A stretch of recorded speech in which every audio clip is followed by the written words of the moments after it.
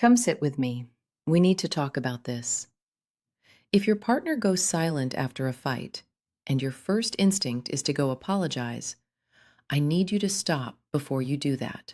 Not forever, just long enough to hear me out.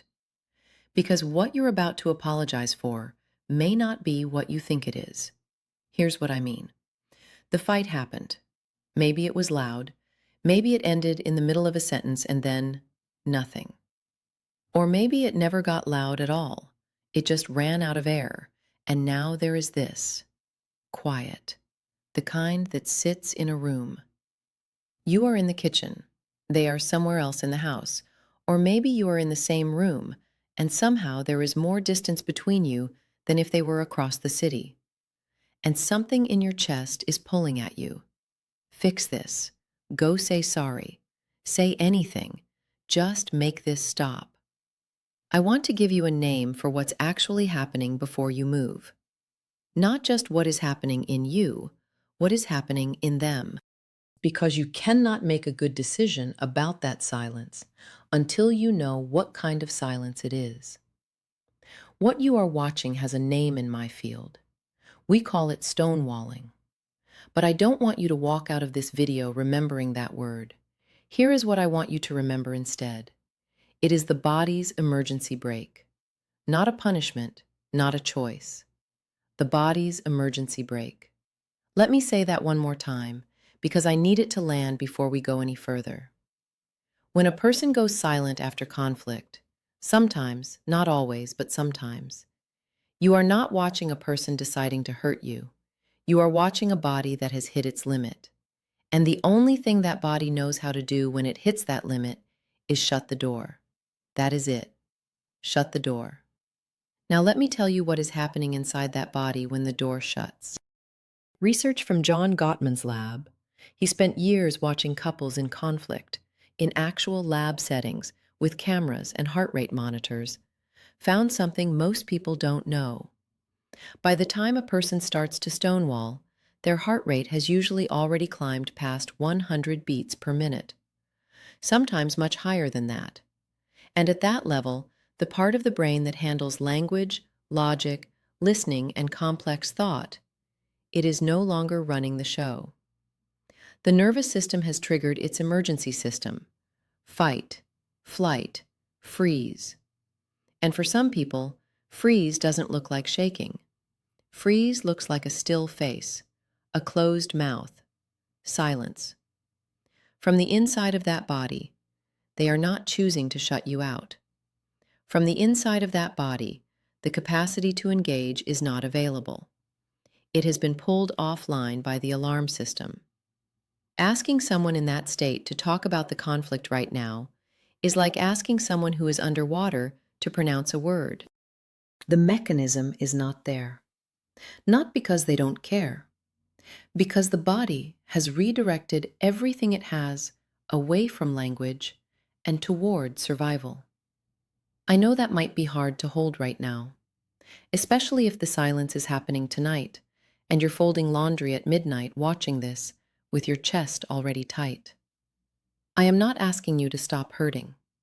I am asking you to know what it is, because knowing what it is changes what you do next. Stay with me, because this is where it gets more complicated.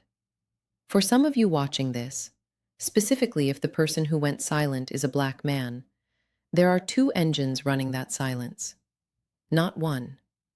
And if you only name the physiological one, you are treating half of what is actually there. Half a picture gives you the wrong plan.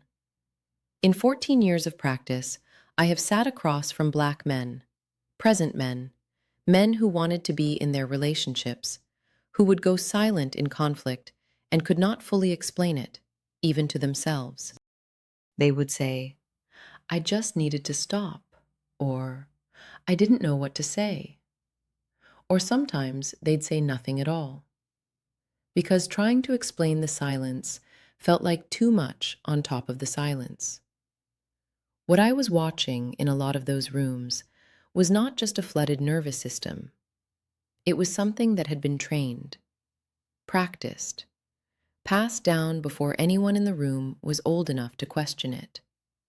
In a lot of households, and I say this from years of clinical observation, not to make any broad claim, Black boys were explicitly taught that emotional expression was not safe, not wrong, not weak, unsafe.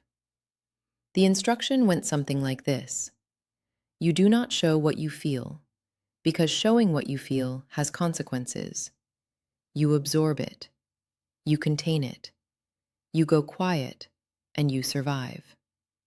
And then you handle it later, privately, alone, if you handle it at all.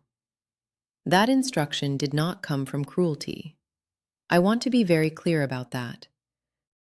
The parents, the grandparents, the uncles, and older brothers who passed that down, they understood from their own experience that a Black man showing distress or anger in certain rooms could go badly. Not theoretically, actually. In certain workplaces, in certain streets, in certain systems, emotional expression carried a cost that other people did not pay. Silence was protection. Containment was armor. The people who gave that instruction were not teaching damage. They were teaching survival in a world that was not extending safety to them. But here is what happens when a child grows up learning that silence is the safe answer. The nervous system learns it too. The body takes it in and holds it. So years later, in an adult relationship, when conflict rises, when the heart rate starts to climb, when the nervous system starts to flood, the body reaches for what it knows. It reaches for the tool that always worked, and it goes quiet. My grandmother would have said it like this: some people go quiet because they were never taught how to be loud and safe at the same time. Not an excuse, a map. Two engines firing at the same time. The physiological flooding, the heart rate spiking, the brain going offline, and the deeply trained, deeply practiced, culturally carried instruction that when things get hard, you contain. When both of those fire together, the silence can look like punishment from where you're standing. It can feel like a wall with your name on it. It may not be either of those things. That does not mean the silence is fine. I am not here to tell you the silence is fine, but you need to know what it is before you can do anything about it. Okay, stay with me because I need to make one more distinction. And this is the most important thing I am going to say. There are two kinds of silence after a fight, two very different animals. They can look identical from where you're standing. The first is protective silence. The nervous system flooded. The body hit the wall and went offline. The person withdrew, maybe to another room, maybe into their phone, maybe just behind a face you can't read. Not to punish you, but to come back down, to regulate, to return to a place where they can actually talk without making things worse. And when they come back down, they come back. They reach for repair, maybe imperfectly, maybe with fewer words than you wanted, but they reach. The second kind is different. It is silence used as a tool, not because the body flooded, but because silence has gotten results before. You apologized. You changed your behavior. You made yourself smaller to end it. And so the silence gets deployed again. It goes on for 2 days, 3. It lifts only when you have given enough, apologized enough, softened enough, done enough. And the repair never actually comes. What comes instead is the silence ending, and then everyone pretending the fight didn't happen, until the next one. These are not the same thing, and here is the question I want you to carry out of this video. Not, why did they go quiet? The question is this: are they coming back to repair, or are they making me beg? Hold that question, because everything else I'm about to give you depends on knowing the answer. Here is something practical, something you can use tonight or the next time this happens.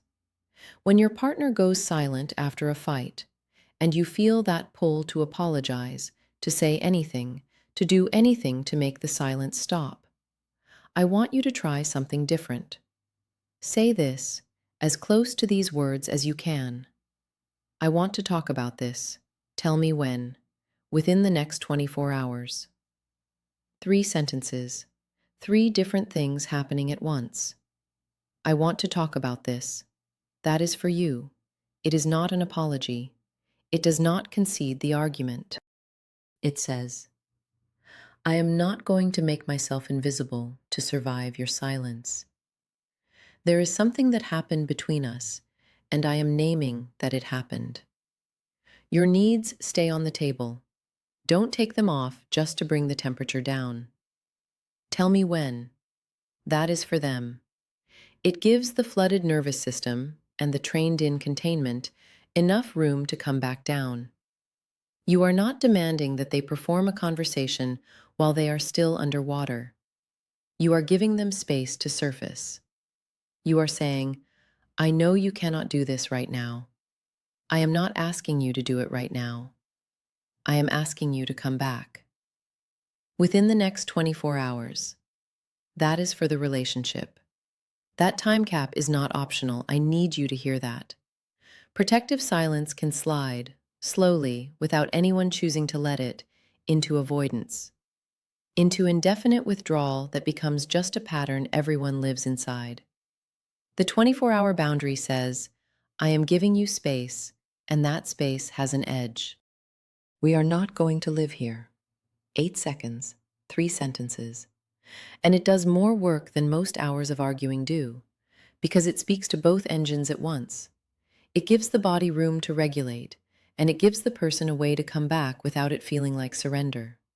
Now, if the person who goes silent in your life has been going silent for years, if they were trained so deeply in containment that it fires before they even notice it's happening, that script is the beginning, not the full answer. It opens a conversation that will take time.